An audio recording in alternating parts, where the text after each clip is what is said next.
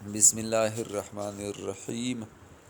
اگر کسی سے کوئی بات خلاف شرع ہو جائے، کوئی گناہ ہو جائے، کوئی ایسا کام ہو جائے جو ناپسندیدہ ہو، جو اللہ تعالیٰ کو پسند نہ ہو، جو نبی کریم صلی اللہ علیہ وآلہ وسلم کو پسند نہ ہو، جس سے اللہ تعالیٰ نے منع فرمایا ہو، نبی کریم صلی اللہ علیہ وآلہ وسلم نے اس کام سے منع فرمایا ہو،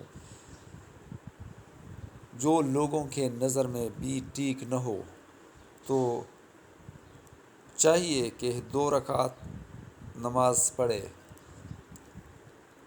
نماز ادا کرنے سے پہلے اچھی طرح وضو کرے اور خشوع خضوع کے ساتھ نماز پڑھے، اور پھر اللہ تعالیٰ کے سامنے خوب گڑ گڑا کر اس سے توبہ کرے کہ یا اللہ، مجھ سے یہ کام سرزد ہوا ہے، میں اپنے کیے پر پچھتا رہا ہوں اور آئندہ کے لیے اس سے توبہ کرتا ہوں، اور خوب روئے اور اپنے کیے پر پچھتاوے اور اللہ تعالیٰ سے معاف کروائے۔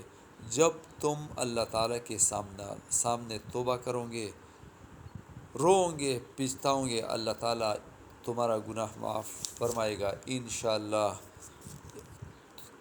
توبہ اللہ تعالیٰ بہت زیادہ پسند کرتا ہے، اور آئندہ کے لیے پکا ارادہ کرے کہ آئندہ کے لیے ایسا کام، یہ کام بالکل نہیں کروں گا۔ انشاءاللہ بفضل خدا آپ کا گناہ بھی معاف ہو جائے گا، اور آئندہ کے لیے بھی آپ کو اس کی طاقت نہیں ملے گی۔ اللہ تعالیٰ سے بار بار استغفار کرو۔